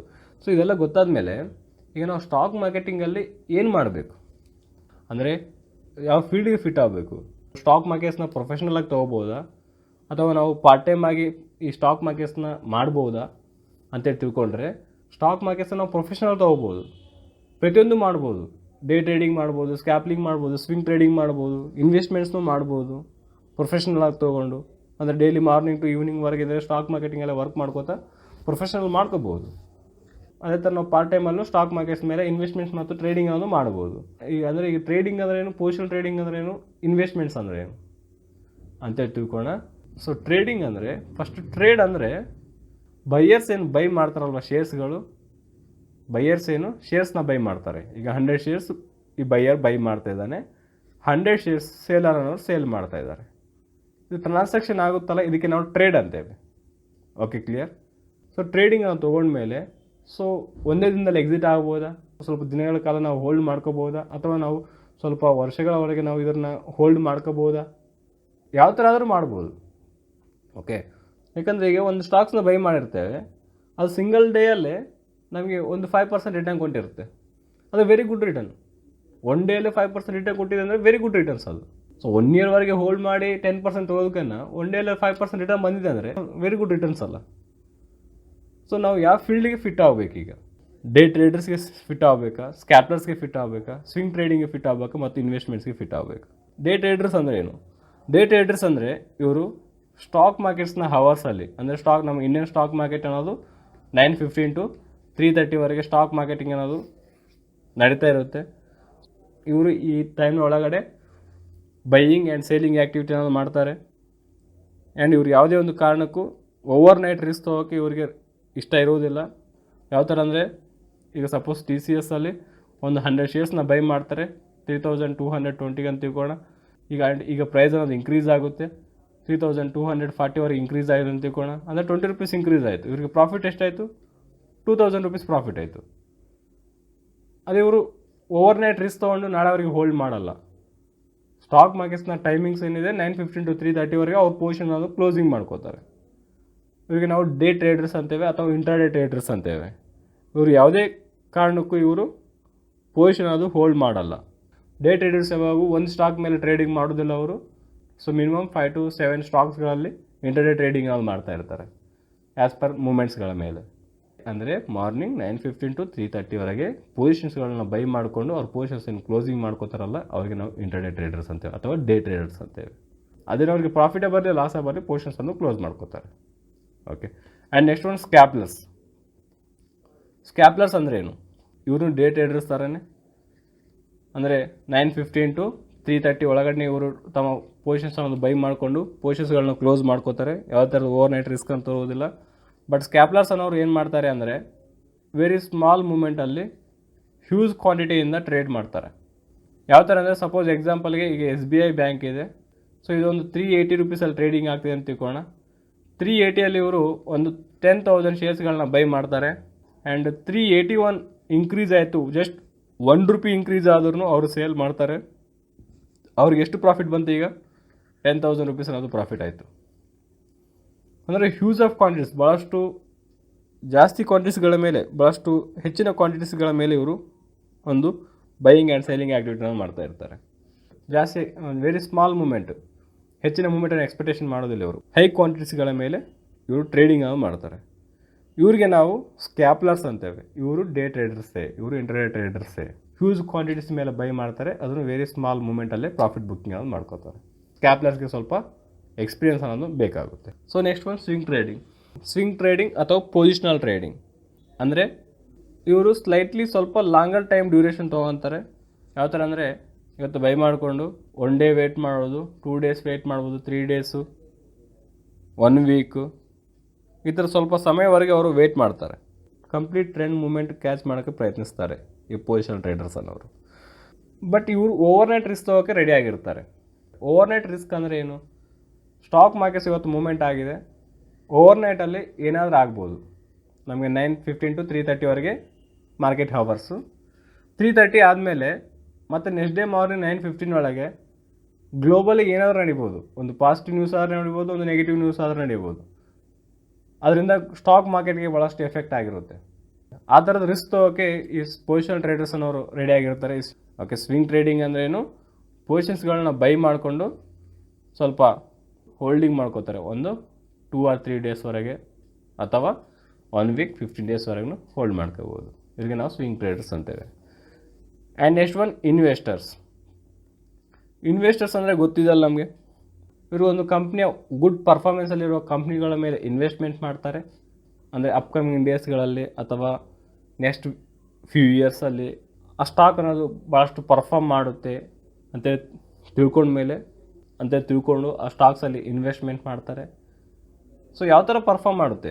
ಎಕ್ಸಾಂಪಲ್ಗೆ ಈಗ ITC ಸ್ಟಾಕ್ ಇದೆ, ಭಾಳಷ್ಟು ಎಲ್ಲ ಫೀಲ್ಡಲ್ಲಿ ಅವರ ಕಂಪ್ನಿ ಅನ್ನೋದು ನಡೀತಾ ಇದೆ. ಅಂದರೆ FMCG, ನಾವು ಡೈಲಿ ರೆಗ್ಯುಲರ್ ಯೂಸ್ ಮಾಡೋ ಪ್ರಾಡಕ್ಟ್ಸ್ಗಳು, FMCGಗಳು, ಫಾಸ್ಟ್ ಮೂವಿಂಗ್ ಕನ್ಸ್ಯೂಮರ್ ಗೂಡ್ಸ್ ಅಂತೇಳಿ ಡೈಲಿ ಯೂಸ್ ಮಾಡೋ ಪ್ರಾಡಕ್ಟ್ಸ್ಗಳು. ಪ್ರತಿಯೊಬ್ಬರು ತಮ್ಮ ಡೈಲಿ ಯೂಸ್ ಮಾಡೋ ವಸ್ತುಗಳಂತೂ ಕಂಟಿನ್ಯೂ ಆಗಿ ಯೂಸ್ ಮಾಡಲೇಬೇಕು. ಅಂದರೆ ಈ ಸ್ಟಾಕ್, ಈ ಕಂಪ್ನಿ ಅನ್ನೋದು ಕಂಟಿನ್ಯೂಸ್ಲಿ ರನ್ನಿಂಗಲ್ಲೇ ಇರ್ತದೆ, ಅವ್ರ ಪರ್ಫಾರ್ಮೆನ್ಸ್ ಅನ್ನೋದು ಚೆನ್ನಾಗೇ ಇರುತ್ತೆ. ಸೊ ಈ ಥರ ತಿಳ್ಕೊಂಡು ಇನ್ವೆಸ್ಟ್ಮೆಂಟ್ಸ್ ಅನ್ನೋದು ಮಾಡ್ತಾರೆ. ಆ ಸ್ಟಾಕ್ ಅನ್ನೋದು ಅಪ್ಕಮಿಂಗ್ ಡೇಸಲ್ಲಿ ಯಾವ ಥರ ಗ್ರೋತ್ ಆಗುತ್ತೆ ಅಂತ ತಿಳ್ಕೊಂಡು ಇನ್ವೆಸ್ಟ್ಮೆಂಟ್ ಮಾಡ್ತಾರೆ. ಆ್ಯಂಡ್ ಇನ್ವೆಸ್ಟರ್ಸಲ್ಲೂ ನಾವು 2 ಟೈಪ್ಸ್ ಆಫ್ ಇನ್ವೆಸ್ಟರ್ಸ್ ನೋಡ್ತೇವೆ, ಒಂದು growth investors and value investors. So growth investors ಅಂದರೆ ಇವರು ಕಂಪ್ನಿಯ ಗ್ರೋತನ್ನು ನೋಡ್ಕೋತ ಕಂಪ್ನಿಯ ಅನಲೈಸಿಸ್ಗಳು ಯಾವ ಥರ ಇದೆ, ಅಪ್ಕಮಿಂಗ್ ಡೇಸಲ್ಲಿ ಕಂಪ್ನಿ ಯಾವ ಥರ ಡೆವಲಪ್ ಆಗುತ್ತೆ. ಅಂದರೆ ಈಗ ಒಂದು ವೆಹಿಕಲ್ ಮ್ಯಾನುಫ್ಯಾಕ್ಚರಿಂಗ್ ಮಾಡ್ತಾ ಇದ್ದಾರೆ, ಆ ವೆಹಿಕಲ್ ಮ್ಯಾನುಫ್ಯಾಕ್ಚರ್ ಅಪ್ಕಮಿಂಗ್ ಡೇಸಲ್ಲಿ ಅವರು ಯಾವ ಥರ ಒಂದು ಡೆವಲಪ್ಮೆಂಟ್ ಮಾಡಿ ಒಂದು ಗುಡ್ ಕ್ವಾಲಿಟಿ ವೆಹಿಕಲ್ಸ್ಗಳು ಮಾರ್ಕೆಟಿಂಗ್ ಮಾಡ್ತಾರೆ ಅನ್ನೋದ್ರ ಕಂಪ್ಲೀಟಾಗಿ ಅನಲೈಸ್ ಮಾಡಿ ಕಂಪ್ನಿಯ ಗ್ರೋತ್ ಮೇಲೆ ಅನಲೈಸಿಂಗ್ ಮಾಡಿ ಇನ್ವೆಸ್ಟ್ಮೆಂಟ್ ಮಾಡ್ತೀವಿ. ಇವರಿಗೆ ನಾವು ಗ್ರೋತ್ ಇನ್ವೆಸ್ಟರ್ಸ್ ಅಂತೇವೆ. So next one value investors. Value investor ನಾವು ಶಾರ್ಟ್ ಟರ್ಮಲ್ಲಿ ನೋಡ್ಕೋಬೋದು, ಲಾಂಗ್ ಟರ್ಮ್ಸಲ್ಲಿ ನೋಡ್ಕೋಬೋದು. ವ್ಯಾಲ್ಯೂ ಇನ್ವೆಸ್ಟರ್ಸ್ ಓನ್ಲಿ ಪ್ರಾಫಿಟ್ ಅನ್ನೋದು ಎಕ್ಸ್ಪೆಕ್ಟ್ ಮಾಡ್ತಾರೆ. ಆ ಕಂಪ್ನಿ ಒಳ್ಳೆ ಗುಡ್ ಮೂವ್ಮೆಂಟ್ ಕೊಡ್ತಾ ಇದೆ ಅಂದರೆ ಪ್ರಾಫಿಟ್ಸ್ ಬಂದರೆ ಸಾಕು. ನಮಗೆ ಪ್ರಾಫಿಟ್ಸ್ ಯಾವಾಗ ಬರುತ್ತೆ, ನಾವು ಕಂಪ್ನಿ ಮೇಲೆ ಅನಲೈಸಿಂಗ್ ಮಾಡಿದಾಗನೇ ನಮಗೆ ಪ್ರಾಫಿಟ್ಸ್ ಅನ್ನೋದು ಬರುತ್ತೆ. ಓಕೆ, ಸೊ ವ್ಯಾಲ್ಯೂ ಇನ್ವೆಸ್ಟರ್ಸ್ ಅನ್ನೋರು ಓನ್ಲಿ ಒಂದು ಬೆಸ್ಟ್ ಕಂಪ್ನಿ ಮೇಲೆ ಇನ್ವೆಸ್ಟ್ಮೆಂಟ್ ಮಾಡ್ತಾರೆ. ಆ ಕಂಪ್ನಿಯ ವ್ಯಾಲ್ಯೂಯೇಷನ್ ಅನ್ನೋದು ಯಾವ ಥರ ಇಂಕ್ರೀಸ್ ಆಗ್ತಾ ಹೋಗುತ್ತೋ ಅದೇ ಥರ ಸ್ಟಾಕ್ ಪ್ರೈಸಸ್ ಅನ್ನೋದು ಇಂಕ್ರೀಸ್ ಆಗುತ್ತೆ. ಅವಾಗ ವ್ಯಾಲ್ಯೂ ಇನ್ವೆಸ್ಟರ್ಸ್ಗೆ ಒಂದು ಪ್ರಾಫಿಟ್ಸ್ ಅನ್ನೋದು ಸಿಗುತ್ತೆ. ಸೊ ಈಗ ನಮಗೆ ಈ day traders, scalpers, swing trading, investors ಇವೆಲ್ಲ ತಿಳಿದಿದೆ ನಮಗೆ. ಸೊ ಯಾವುದ್ರಲ್ಲಿ ನಾವು ಫಿಟ್ ಆಗಬೇಕು ನಮ್ಮ ಮೇಲೆ ಡಿಸೈಡ್ ಆಗಿರುತ್ತೆ. ಇನ್ವೆಸ್ಟರ್ಸ್ ಅಂದರೆ ಅಮೌಂಟ್ ಅನ್ನೋದು ಫುಲ್ಲಿ ಸೇಫ್ ಆಗಿರುತ್ತೆ. ಪ್ರೈಸ್ ಅನ್ನೋದು ಇನ್ಕ್ರೀಸ್ ಆದಾಗ, ಡೌನ್ ಆದಾಗೂ ಅಪ್ ಟು ನಮಗೆ ಒಂದು ಟೈಮ್ ಅನ್ನೋದಿರುತ್ತೆ. ಪ್ರಾಫಿಟ್ಸ್ ಬಂದಾಗ ನಾವು ಎಕ್ಸಿಟ್ ಆಗ್ಬೋದು, ಅಂಟಿಲ್ ಅಲ್ಲಿವರೆಗೆ ನಾವು ಹೋಲ್ಡಿಂಗ್ ಮಾಡ್ಕೋಬೋದು ಇನ್ವೆಸ್ಟ್ಮೆಂಟ್ಸ್ ಮಾಡಿದಾಗ. ಆ್ಯಂಡ್ ಈ ಒಂದು ಡೇ ಟ್ರೇಡಿಂಗು, ಸ್ಕ್ಯಾಪ್ಲರ್ಸು, ಸ್ವಿಂಗ್ ಟ್ರೇಡಿಂಗ್ ಇದೆಲ್ಲ ಇದಕ್ಕೆಲ್ಲ ಲಿಮಿಟೆಡ್ ಟೈಮ್ ಇರುತ್ತೆ. ಮತ್ತು ಆ ಟೈಮ್ ಪೀರಿಯಡಲ್ಲಿ ನಮಗೆ ಲಾಸ್ ಬಂತು ಅಥವಾ ಪ್ರಾಫಿಟ್ ಬಂತು ಅಂದರೆ ನಾವು ಬುಕ್ ಮಾಡ್ಕೊಳ್ಳೇಬೇಕು. ಲಾಸಲ್ಲಿದ್ರೂ ಬುಕ್ ಮಾಡ್ಕೋಬೇಕು, ಪ್ರಾಫಿಟ್ಸಲ್ಲಿದ್ರೂ ನಾವು ಬುಕ್ ಮಾಡ್ಕೊಳ್ಳೇಬೇಕಾಗುತ್ತೆ. ಸೊ ಹಾಗಾಗಿ ನಾವು ಆಲೋಚನೆ ಮಾಡಿ ಒಂದು ಸ್ಟೆಪ್ಪನ್ನು ತೊಗೋಬೇಕಾಗುತ್ತೆ. ನಾವು ಇಂಟರ್ಡೇ ಟ್ರೇಡಿಂಗ್ ಮಾಡಬೇಕಾ, ಒಂದು ಸ್ಕ್ಯಾಲ್ಪರ್ಸ್ ಆಗಬೇಕಾ, ಅಥವಾ ಒಂದು ಸ್ವಿಂಗ್ ಟ್ರೇಡಿಂಗ್ ಮಾಡಬೇಕಾ, ಪೊಸಿಷನ್ ಟ್ರೇಡಿಂಗ್ ಮಾಡಬೇಕಾ, ಅಥವಾ ಇನ್ವೆಸ್ಟ್ಮೆಂಟ್ಸ್ ಮಾಡಬೇಕಾ ಅಂತೇಳಿ. ಓಕೆ, ಒಂದು ಜಾಸ್ತಿ ರಿಟರ್ನ್ಸ್ ನೋಡಿಕೊಂಡ್ರೆ ಅಂದರೆ ನಾವು ಈ ಸ್ಟಾಕ್ ಮಾರ್ಕೆಟಿಂದ ಜಾಸ್ತಿ ರಿಟರ್ನ್ಸ್ ಎಲ್ಲಿಂದ ಬರುತ್ತೆ ಅಂತ ನೋಡಿಕೊಂಡ್ರೆ, so day trading, position trading ಮಾಡಿದ್ರೆ ಸ್ವಲ್ಪ ಜಾಸ್ತಿ ರಿಟರ್ನ್ಸ್ ಅನ್ನೋದು ಸಿಗುತ್ತೆ, ಬಟ್ ಸ್ವಲ್ಪ ರಿಸ್ಕಿ ಆಗಿರುತ್ತೆ. ಆ್ಯಂಡ್ ಇನ್ವೆಸ್ಟ್ಮೆಂಟ್ಸಿಂದ ಸ್ವಲ್ಪ ನಮಗೆ ಕಡಿಮೆ ರಿಟರ್ನ್ ಸಿಗುತ್ತೆ. ಕಡಿಮೆ ಅಂದ್ರೂ ನಾವು ಇಯರ್ಲಿ ಒಂದು 20-30% ರಿಟರ್ನ್ಸ್ ಅನ್ನೋದು ಮಾಡ್ಕೋಬೋದು. ಆ್ಯಂಡ್ ಇನ್ವೆಸ್ಟ್ಮೆಂಟ್ಸಲ್ಲಿ ವೆರಿ ಲೆಸ್ ರಿಸ್ಕ್ ಇರುತ್ತೆ, ನಮ್ಮ ಅಮೌಂಟ್ನು ಭಾಳಷ್ಟು ಸೇಫ್ ಆಗಿರುತ್ತೆ. ಓಕೆ, ಬಟ್ ಈ ಡೇ ಟ್ರೇಡರ್ಸು, ಸ್ಕ್ಯಾಪ್ಲರ್ಸು, ಸ್ವಿಂಗ್ ಟ್ರೇಡಿಂಗಲ್ಲಿ ಸ್ವಲ್ಪ ರಿಸ್ಕಿ ಆಗಿರುತ್ತೆ, ರಿಟರ್ನ್ಸ್ನು ಜಾಸ್ತಿ ಆಗಿರುತ್ತೆ. ಅದಕ್ಕೆ ನಾವು ಫಸ್ಟ್ ಕ್ಲಾಸಲ್ಲೇ ತಿಳ್ಕೊಂಡಿದ್ದೇವೆ, higher risk is equal to higher returns, lower risk is equal to lower returns ಅಂತೇಳಿ. ಸೊ ನೀವು ಡಿಸೈಡ್ ಮಾಡಿ ಯಾವ ಫೀಲ್ಡ್ಗೆ ನೀವು ಸೆಟ್ ಆಗಬೇಕು, ಇಂಟರ್ಡೇ ಟ್ರೇಡಿಂಗ್ ಮಾಡಿ, ಪೊಸಿಷನ್ ಟ್ರೇಡಿಂಗ್ ಮಾಡಿ ಫಿಟ್ ಆಗಬೇಕಾ, ಅಥವಾ ಒಂದು ಇನ್ವೆಸ್ಟ್ಮೆಂಟ್ಸ್ಗೆ ನೀವು ಫಿಟ್ ಆಗಬೇಕಾ ಅಂತೇಳಿ ಒಂದು ನೀವು ಡಿಸೈಡ್ ಮಾಡ್ಕೊಳ್ಳಿ. ನಾನೇನು ಮಾಡ್ತೇನೆ ಅಂದರೆ ನನ್ನ ಹತ್ರ ಇರುವ ಒಂದು 100% ಅಮೌಂಟಲ್ಲಿ 50% ಒಂದು ಇನ್ವೆಸ್ಟ್ಮೆಂಟ್ ಮಾಡ್ತೇನೆ, 30% ಒಂದು ಪೊಸಿಷನ್ ಟ್ರೇಡಿಂಗ್ ಮಾಡ್ತೇನೆ, ಓನ್ಲಿ ಉಳಿದಿರೋ 20% ಮಾತ್ರ ನಾನು ಇಂಟರ್ಡೇ ಟ್ರೇಡಿಂಗ್ ಅನ್ನು ಮಾಡ್ತೇನೆ. ಅಂದರೆ ವೆರಿ ಲೆಸ್ ರಿಸ್ಕ್ ತೊಗೊತಾ ಇರ್ತೇನೆ, ಸೊ 20% ಮಾತ್ರ ರಿಸ್ಕ್ ಆಗಿರುತ್ತೆ. ಸೊ ಅದೇ ಥರ ಒಂದು ವೆರಿ ಲೆಸ್ ರಿಟರ್ನ್ಸ್ ಅನ್ನೋದು ನಾನು ಎಕ್ಸ್ಪೆಕ್ಟೇಷನ್ ಮಾಡುತ್ತೇನೆ. ಅಂದರೆ ನಾನು ಎಲ್ಲ ಒಂದು ಫೀಲ್ಡಲ್ಲಿ ಇನ್ವೆಸ್ಟ್ಮೆಂಟ್ ಮಾಡಬೇಕಂತ ಇಂಟ್ರೆಸ್ಟ್ ತೋರಿಸ್ತೇನೆ. ಯಾಕಂದರೆ 80% ಅಮೌಂಟ್ ನನಗೆ ಸೇಫ್ ಆಗಿರುತ್ತೆ, 20% ಅಮೌಂಟ್ ಮಾತ್ರ ನನಗೆ ರಿಸ್ಕಿ ಆಗಿರುತ್ತೆ. ಓಕೆ, ಸೊ 20% ಅಮೌಂಟ್ ಮಾತ್ರ ರಿಸ್ಕಿ ಆಗಿರುತ್ತೆ, ಅದು ಇಂಟ್ರಾಡೇ ಟ್ರೇಡಿಂಗಲ್ಲಿ. ಸೊ ಇದರಲ್ಲೂ ನಾವು 20%ಇಂದಲೂ ನಾವು ವೆರಿ ಗುಡ್ ಪ್ರಾಫಿಟ್ಸನ್ನು ನಾವು ಅರ್ನಿಂಗ್ ಮಾಡ್ಬೋದು. ಯಾವ ಥರ ಅಂತೇಳಿ ನಾವು ಟೆಕ್ನಿಕಲ್ ಅನಲೈಸಲ್ಲಿ ನಮಗೆ ಕಂಪ್ಲೀಟಾಗಿ ತಿಳಿಯುತ್ತೆ. ಓಕೆ, ಸೊ ಇದು ಸ್ಟಾಕ್ ಮಾರ್ಕೆಟಿಂಗಲ್ಲಿ ನಾರ್ಮಲ್ ನಮಗೆ ಗೊತ್ತಿರಬೇಕಾಗಿರೋ ಅಂಶಗಳು. ಆ್ಯಂಡ್ ನೆಕ್ಸ್ಟ್ ಈಗ ಸ್ಟಾಕ್ ಮಾರ್ಕೆಟ್ಸ್ನ ನಾವು ಯಾವ ಥರ ಅಬ್ಸರ್ವೇಷನ್ ಮಾಡುತ್ತೇವೆ. ಸೊ ಈಗ ನಾವು ಸ್ಟಾಕ್ ಮಾರ್ಕೆಟ್ಸ್ನ ಯಾವ ಥರ ಅಬ್ಸರ್ವ್ ಮಾಡ್ತೇವೆ. ಸೊ ಯಾರು ಬಂದು ನಮ್ಗೆ ಕೇಳಿದ್ರು ಸ್ಟಾಕ್ ಮಾರ್ಕೆಟ್ ಯಾವ ಥರ ನಡೆಯುತ್ತಾ ಇದೆ ಅಂತೇಳಿ, ನಾವು ಈಗೇನು ಅಬ್ಸರ್ವೇಷನ್ ಮಾಡಿ ಹೇಳಬೇಕು ಅಂದರೆ ಸ್ಟಾಕ್ ಮಾರ್ಕೆಟ್ ವೆರಿ ಚೆನ್ನಾಗಿ ಮೂಮೆಂಟಲ್ಲಿದೆ, ಪಾಸಿಟಿವ್ ಮೂಮೆಂಟಲ್ಲಿದೆ, ನೆಗೆಟಿವ್ ಮೂಮೆಂಟಲ್ಲಿದೆ, ಭಾಳಷ್ಟು ಫಾಲಿಂಗ್ ಆಗಿದೆ, ಭಾಳಷ್ಟು ರೈಸ್ ಆಗಿದೆ ಅಂತೇಳಿ ನಾವು ಏನು ಅಬ್ಸರ್ವೇಷನ್ ಮಾಡಿ ಹೇಳ್ತೇವೆ ನಾವು. ಸೊ ಸ್ಟಾಕ್ ಮಾರ್ಕೆಟ್ನ ಓವರಾಲ್ ವ್ಯೂ ಅನ್ನೋದು ಯಾವ ಥರ ನೋಡ್ತೇವೆ ಅಂದರೆ ಇಂಡೆಕ್ಸ್ ಅನ್ನೋದು ಫಾಲೋ ಮಾಡ್ತೇವೆ. ಇಂಡೆಕ್ಸ್ ಅಂದರೆ ಏನು, ಇಂಡೆಕ್ಸ್ ಅನ್ನೋದು ಯಾಕೆ ನಾವು ಫಾಲೋ ಮಾಡಬೇಕು. ಈಗ ಸ್ಟಾಕ್ ಮಾರ್ಕೆಟಿಂಗ್ ಅನ್ನೋದು ಇವತ್ತು ಯಾವ ಥರ ಮೂವ್ಮೆಂಟ್ ಆಗ್ತಾಯಿದೆ ಅಂತ ಯಾವುದು ಕೇಳಿದಾಗ ನಾವೇನು ನೋಡ್ತೇವೆ. ಈಗ BSEಯಲ್ಲಿ 5000+ ಸ್ಟಾಕ್ಸ್ ಅನ್ನೋದು ಲಿಸ್ಟೆಡ್ ಆಗಿದೆ, ಆ್ಯಂಡ್ NSEಯಲ್ಲಿ 2500 ಸ್ಟಾಕ್ಸ್ ಪ್ಲಸ್ ಅನ್ನೋದು ಲಿಸ್ಟೆಡ್ ಆಗಿದೆ. ಇಷ್ಟೊಂದು ಸ್ಟಾಕ್ಸ್ಗಳನ್ನ ಅಬ್ಸರ್ವೇಷನ್ ಮಾಡಿ ಯಾವ್ರೇಜ್ ಮಾಡಿ ನಮಗೆ ಪಾಸಿಟಿವಲ್ಲಿ ಮೂವ್ಮೆಂಟ್ ಆಗ್ತಾಯಿದೆ, ನೆಗೆಟಿವಲ್ಲಿ ಮೂವ್ಮೆಂಟ್ ಆಗ್ತಾಯಿದೆ ಅಂತ ಹೇಳೋಕ್ಕಾಗುತ್ತಾ? ಅಷ್ಟೊಂದು ಸ್ಟಾಕ್ಸ್ ಅಬ್ಸರ್ವೇಷನ್ ಮಾಡೋಕ್ಕೇ ಆಗೋದಿಲ್ಲ, ಹೌದಾ? ಈ 5000 ಸ್ಟಾಕ್ಸಲ್ಲಿ ಇಂಪಾರ್ಟೆಂಟ್ಸ್ ಇರುವ ಸ್ಟಾಕ್ಸ್ಗಳು, ಆ್ಯಂಡ್ NSEಯಲ್ಲಿ 2500 ಸ್ಟಾಕ್ಸಲ್ಲಿ ಇಂಪಾರ್ಟೆಂಟ್ ಇರೋ ಸ್ಟಾಕ್ಸ್ಗಳು ಅಥವಾ ನಮ್ಮ ಫೇವ್ರೇಟ್ ಇರುವ ಸ್ಟಾಕ್ಸ್ಗಳನ್ನ ಅಬ್ಸರ್ವೇಷನ್ ಮಾಡ್ತೇವೆ. ತಿಳ್ಕೊಳ್ಳೋಣ, ಒಂದು 2500 ಸ್ಟಾಕ್ಸಲ್ಲಿ ಒಂದು 10 ಸ್ಟಾಕ್ಸನ್ನು ನಮಗೆ ಫೇವ್ರೇಟ್ ಸ್ಟಾಕ್ಸ್ ಆಗಿದೆ ಅಂತ ತಿಳ್ಕೊಳ್ಳೋಣ, ಅಥವಾ ಇಂಪಾರ್ಟೆಂಟ್ ಸ್ಟಾಕ್ಸ್ ಅಂತ ತಿಳ್ಕೊಳ್ಳೋಣ.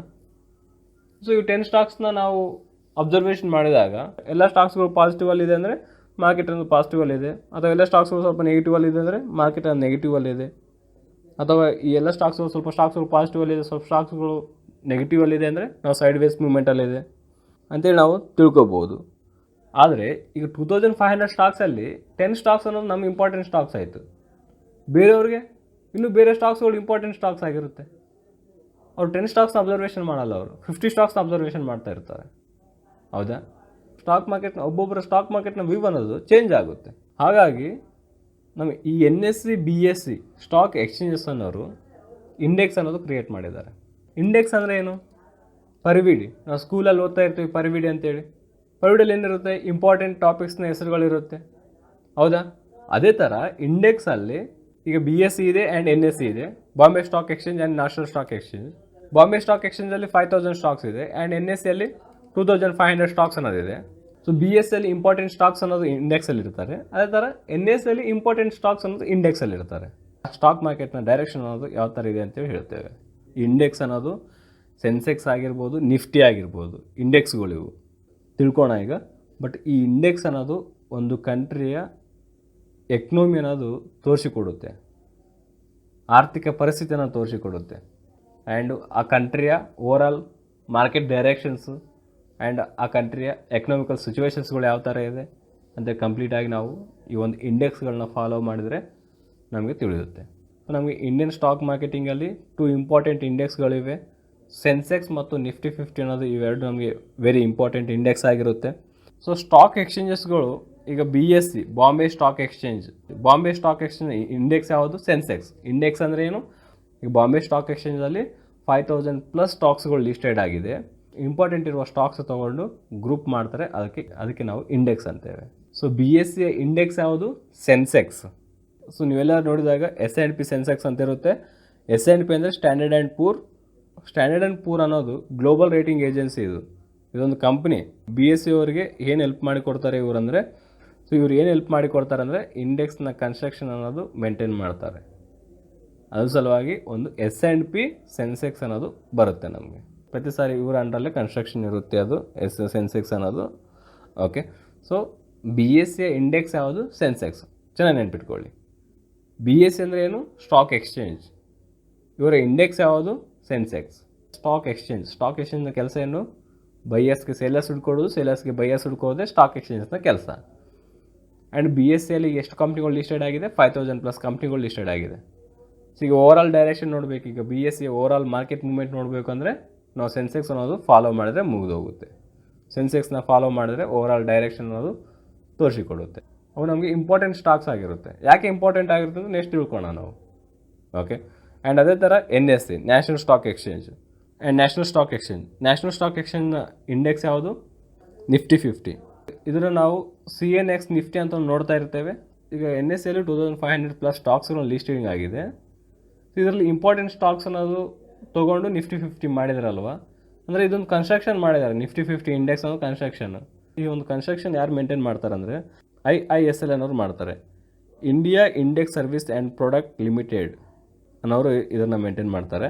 ಯಾವ ಥರ ಮಾಡ್ತಾರೆ ನೆಕ್ಸ್ಟ್ ತಿಳ್ಕೊತೇವೆ. ಆ್ಯಂಡ್ ಈ CNX ಅಂದರೆ ಏನು? CNX ಅಂದರೆ ಕ್ರಿಸಿಲ್ ಅಂದರೆ ಅದೊಂದು credit trading agency company. N ಅಂದರೆ NSE, X ಅಂದರೆ ಇಂಡೆಕ್ಸ್. CNX ನಿಫ್ಟಿ ಅಂತಿದ್ರೆ ಅದ್ರ ಮೀನಿಂಗ್ ಇಷ್ಟೇ ಆಗಿರುತ್ತೆ. ಓಕೆ, ಈ ಇಂಡೆಕ್ಸ್ ಅನ್ನೋದು ಒಂದು ಕಂಟ್ರಿಯ ಓವರಾಲ್ ಎಕನಾಮಿನ ತೋರಿಸಿಕೊಡುತ್ತೆ. ನಾವು ಗ್ಲೋಬಲ್ ಇಂಡೆಕ್ಸ್ಗಳನ್ನ ಫಾಲೋ ಮಾಡೋದನ್ನು ಸ್ವಲ್ಪ ಇಂಪಾರ್ಟೆನ್ಸೇ ಆಗಿರುತ್ತೆ. ಓಕೆ, ಈಗ ನಮಗೆ ಸೆನ್ಸೆಕ್ಸ್ ಇಂಡೆಕ್ಸ್ ಏನಂತ ಗೊತ್ತಾಗಿದೆ. ಸೆನ್ಸೆಕ್ಸ್ನ ಫುಲ್ ಫಾರ್ಮ್ ಬಂದು ಸೆನ್ಸಿಟಿವ್ ಇಂಡೆಕ್ಸ್ ಅಂತೇಳಿ. ಟಾಪ್ ಪರ್ಫಾರ್ಮೆನ್ಸ್ ಮಾಡುವ 30 ಕಂಪ್ನೀಸ್ಗಳನ್ನ ತೊಗೊಂಡು ಈ ಸೆನ್ಸೆಕ್ಸಲ್ಲಿ ಇಡಲಾಗುತ್ತೆ.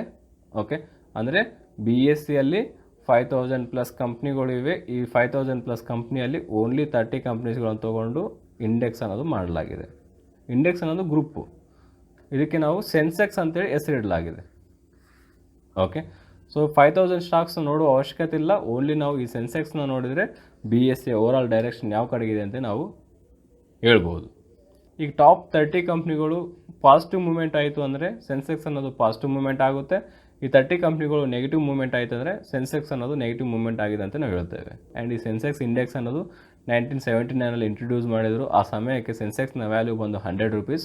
ಪ್ರೆಸೆಂಟ್ ನಮಗೆ ಈ ಸೆನ್ಸೆಕ್ಸ್ ಅನ್ನೋದು 48,878 ರೇಟಿಂಗ್ ಆಗ್ತಾ ಇದೆ. ಅಂದರೆ 100 ರುಪೀಸಿಂದ ಸ್ಟಾರ್ಟ್ ಆಗಿದ್ದು 1979 100 ರುಪೀಸಿಂದ ಸ್ಟಾರ್ಟ್ ಆಗಿದ್ದು ಪ್ರೆಸೆಂಟ್ ನಮಗೆ 48,878 ಟ್ರೇಡಿಂಗ್ ಆಗ್ತಾ ಇದೆ. ಆಲ್ ಟೈಮ್ ಹೈ ಬಂದು 51,835 ಅನ್ನೋದು ಆಲ್ ಟೈಮ್ ಹೈ ಆಗಿದೆ. ಸೊ ಈ 30 ಕಂಪ್ನಿಗಳು ಎಲ್ಲಿಂದ ಚೂಸ್ ಮಾಡಿದ್ದಾರೆ ಅಂದರೆ ಎಲ್ಲ ಸೆಕ್ಟರ್ಸ್ಗಳಿಂದ ಚೂಸ್ ಮಾಡಿರ್ತಾರೆ.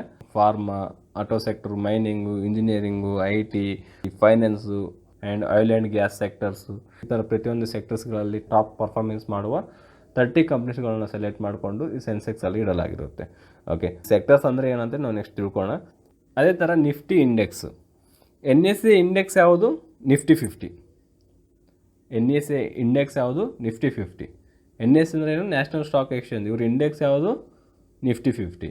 ಹೆಸರಲ್ಲಿದೆ ನಿಫ್ಟಿ 50 ಅಂತೇಳಿ. NSEಯಲ್ಲಿ 2500+ ಸ್ಟಾಕ್ಸ್ಗಳು ಲೀಸ್ಟಿಂಗ್ ಆದರೆ ಅದರಲ್ಲಿ ಓನ್ಲಿ ಟಾಪ್ ಪರ್ಫಾರ್ಮೆನ್ಸ್ ಮಾಡುವ 50 ಸ್ಟಾಕ್ಸ್ಗಳನ್ನ ತೊಗೊಂಡು ಇಂಡೆಕ್ಸಲ್ಲಿ ಇಡಲಾಗಿರುತ್ತೆ. ಅದಕ್ಕೆ ನಾವು ನಿಫ್ಟಿ 50 ಅಂತೇವೆ. ಈ 50 ಕಂಪ್ನಿಗಳು ಪಾಸಿಟಿವ್ ಮೂವ್ಮೆಂಟ್ ಆಗ್ತಾ ಇದ್ದಾರೆ, ನಿಫ್ಟಿ 50 ಅನ್ನೋದು ಪಾಸಿಟಿವ್ ಮೂವ್ಮೆಂಟ್ ಆಗುತ್ತೆ. ಈ 50 ಕಂಪ್ನಿಗಳು ನೆಗೆಟಿವ್ ಮೂವ್ಮೆಂಟ್ ಆಗ್ತಾ ಇದ್ದಾರೆ, ನಿಫ್ಟಿ 50 ಅನ್ನೋದು ನೆಗೆಟಿವ್ ಮೂವ್ಮೆಂಟ್ ಆಗುತ್ತೆ. ಇಂಡೆಕ್ಸ್ ಅನ್ನೋದು 1996ಅಲ್ಲಿ, ಈ ನಿಫ್ಟಿ 50 ಇಂಡೆಕ್ಸ್ ಅನ್ನೋದು 1996ಅಲ್ಲಿ ಸ್ಟಾರ್ಟ್ ಮಾಡಿದ್ದು. ಇದು 1000 ರುಪೀಸಿಂದ ಸ್ಟಾರ್ಟ್ ಮಾಡಲಾಗಿದೆ. 1000 ರುಪೀಸಿಂದ ಸ್ಟಾರ್ಟ್ ಮಾಡಿದ್ದು ಪ್ರೆಸೆಂಟ್ ನಮಗೆ 14,371 ಟ್ರೇಡಿಂಗ್ ಆಗ್ತಾ ಇದೆ. ಇದರ ಆಲ್ ಟೈಮ್ ಹೈ ಬಂದು 15,257 ಅನ್ನೋದು ಆಲ್ ಟೈಮ್ ಹೈ ಆಗಿದೆ. ಈ 50 ಕಂಪ್ನಿಗಳನ್ನು ಎಲ್ಲ ಸೆಕ್ಟರ್ಸ್ಗಳಿಂದ ಸೆಲೆಕ್ಟ್ ಮಾಡ್ಕೊಂಡಿರ್ತಾರೆ. Financial sector, IT sector, pharma sector, automobile sector, energy sector, oil and gas sectors, manufacturing, cement sector, ಈ ಥರ ಎಲ್ಲ ಸೆಕ್ಟರ್ಸ್ಗಳಲ್ಲಿರುವ ಟಾಪ್ 50 ಸ್ಟಾಕ್ಸ್ನ ತೊಗೊಂಡು ಇಂಡೆಕ್ಸ್ ಅನ್ನೋದು ಮಾಡಲಾಗಿದೆ. ಅದೇ ನಿಫ್ಟಿ 50 ಆಗಿರುತ್ತೆ. ಓಕೆ ಫ್ರೆಂಡ್ಸ್, ಈಗ ಈ ಟಾಪ್ 30 ಕಂಪ್ನಿ ತೊಗೊಂಡೋಗಿ ಸೆನ್ಸೆಕ್ಸ್ ಇಂಡೆಕ್ಸಲ್ಲಿ ಇಡಲಾಗಿತ್ತು. ಆ್ಯಂಡ್ ಇನ್ನೊಂದು ಟಾಪ್ 50 ಕಂಪ್ನೀಸ್ಗಳು ತೊಗೊಂಡು ಈ ನಿಫ್ಟಿ 50 ಇಂಡೆಕ್ಸಲ್ಲಿ ಇಡಲಾಗಿದೆ ಅಂತ ಹೇಳಿದೆ. ಈ ಟಾಪ್ ಕಂಪ್ನೀಸ್ಗಳನ್ನೋದು ಯಾವ ಥರ ಸೆಲೆಕ್ಟ್ ಮಾಡ್ಕೋತಾರೆ ಅಂದರೆ ಟಾಪ್ ಪರ್ಫಾರ್ಮೆನ್ಸ್ ಕಂಪ್ನಿಗಳನ್ನ ಯಾವ ಥರ ಸೆಲೆಕ್ಟ್ ಮಾಡ್ಕೋತಾರೆ ಅಂದರೆ, ಒಂದು ಮಾರ್ಕೆಟ್ ಕ್ಯಾಪಿಟಲೈಸೇಷನ್ ಬೇಸ್ನ ಮೇಲೆ ಸೆಲೆಕ್ಟ್ ಮಾಡ್ಕೋತಾರೆ. ಒಂದು market capitalisation, free float market capitalisation ಮೇಲೆ ಸೆಲೆಕ್ಟ್ ಮಾಡ್ಕೋತಾರೆ. ಫ್ರೀ ಫ್ಲೋಟ್ ಮಾರ್ಕೆಟ್ ಕ್ಯಾಪಿಟಲೈಸೇಷನ್ ಅಂದರೆ ಏನು? ಫ್ರೀ ಫ್ಲೋಟ್ ಮಾರ್ಕೆಟ್ ಕ್ಯಾಪಿಟಲೈಸೇಷನ್ ಅಂದರೆ ನಮಗೆ ಸ್ಟಾಕ್ ಮಾರ್ಕೆಟಿಂಗಲ್ಲಿ ಎಷ್ಟು ಶೇರ್ಸ್ ಬಿಟ್ಟಿದ್ದಾರಲ್ವ, ಅದೇ ಫ್ರೀ ಫ್ಲೋಟ್ ಮಾರ್ಕೆಟ್ ಕ್ಯಾಪಿಟಲೈಸೇಷನ್. ಈ ಮಾರ್ಕೆಟ್ ಕ್ಯಾಪಿಟಲೈಸೇಷನಿಂದ ಒಂದು ಕಂಪ್ನಿಯ ಸೈಜ್ ಅನ್ನೋದು ನಮಗೆ ತಿಳಿಯುತ್ತೆ. ಅಂದರೆ ಭಾಳಷ್ಟು ಇನ್ವೆಸ್ಟರ್ಸ್ ಅನ್ನೋರು ಆ ಕಂಪ್ನಿ ಮೇಲೆ ಇನ್ವೆಸ್ಟ್ಮೆಂಟ್ಸ್ ಮಾಡಿರ್ತಾರೆ. ಅವಾಗೆ ಆ ಕಂಪ್ನಿಯ ಸೈಜ್ ಅನ್ನೋದು ನಮಗೆ ತಿಳಿಯುತ್ತೆ. ಸೊ ಯಾವ ಥರ ಅಂದರೆ, ಸಪೋಸ್ ಎಕ್ಸಾಂಪಲ್ಗೆ ಇಲ್ಲಿ 2 ಕಂಪ್ನಿಗಳಿವೆ. ಒಂದು TCS ಕಂಪ್ನಿ ಇದೆ, ಒಂದು MRF ಕಂಪ್ನಿ ಇದೆ. TCS ಪ್ರೆಸೆಂಟ್ ನಮಗೆ 3,195 ಟ್ರೇಡಿಂಗ್ ಆಗ್ತದೆ ಅಂತ ತಿಳ್ಕೊಳ್ಳೋಣ. ಆ್ಯಂಡ್ MRF 91,279 ಟ್ರೇಡಿಂಗ್ ಆಗ್ತದೆ ಅಂತ ತಿಳ್ಕೊಳ್ಳೋಣ. ಸೊ ಇವೆರಡರಲ್ಲಿ ಯಾವ ಕಂಪ್ನಿ ದೊಡ್ಡದು ಅಂದರೆ, ಈಗ ನಾನು ಒಂದು ಶೇರ್ನ ಬೈ ಮಾಡಬೇಕಂದ್ರೆ 3,195 ರುಪೀಸ್ ಬೇಕು. ಅದೇ MRF ಅಲ್ಲಿ ಒಂದು ಶೇರ್ನ ಬೈ ಮಾಡಬೇಕಂದ್ರೆ 91,279 ರುಪೀಸ್ ಬೇಕು. ಸೊ ಯಾವ ಕಂಪ್ನಿ ದೊಡ್ಡದು? TCS ದೊಡ್ಡದಾ? MRF ಕಂಪ್ನಿ ದೊಡ್ಡದಾ? ಸೊ ಯಾವ ಕಂಪ್ನಿ ದೊಡ್ಡದಾಗಿದೆ ಅನ್ನೋದು ಯಾವ ಥರ ಕ್ಯಾಲ್ಕುಲೇಷನ್ ಮಾಡಬೇಕು. ಸೊ ಆ ಕ್ಯಾಲ್ಕುಲೇಷನ್ ಬೇಸಿನ ಮೇಲೆ ಇಂಡೆಕ್ಸ್ ಅನ್ನೋದು ಮಾಡಿರ್ತಾರೆ. ಈಗ ತಿಳ್ಕೊಳ್ಳೋಣ ಯಾವ ಥರ ಅಂತೇಳಿ. ಇಲ್ಲೊಂದು ಎಕ್ಸಾಂಪಲ್ ಇದೆ. ಮಾರ್ಕೆಟ್ ಕ್ಯಾಪಿಟಲೈಸೇಷನ್, ಒಂದು ಕಂಪ್ನಿಯ ಸೈಜ್ ನೋಡ್ಬೇಕಂದ್ರೆ ನಾವು ಮಾರ್ಕೆಟ್ ಕ್ಯಾಪಿಟಲೈಸೇಷನ್ ನಮ್ಗೆ ಗೊತ್ತಿರಬೇಕು. ಮಾರ್ಕೆಟ್ ಕ್ಯಾಪಿಟಲೈಸೇಷನ್ ತಿಳ್ಕೊಬೇಕಂದ್ರೆ ಒಂದು ಫಾರ್ಮುಲಾ ಇದೆ ನೋಡಿ, total number of outstanding shares into current marketing price ಅಂತೇಳಿ. Total number of outstanding shares ಅಂದರೆ ಜನರು ಬೈ ಮಾಡಿಕೊಂಡು ಇಟ್ಕೊಂಡಿರುವ shares into current marketing price. ಆ ಸ್ಟಾಕ್ ಅನ್ನೋದು ಎಲ್ಲಿ ಟ್ರೇಡಿಂಗ್ ಆಗ್ತಾ ಇದೆ, ಯಾವ ಪ್ರೈಸಲ್ಲಿ ಟ್ರೇಡಿಂಗ್ ಆಗ್ತಾ ಇದೆ ಪ್ರೆಸೆಂಟ್.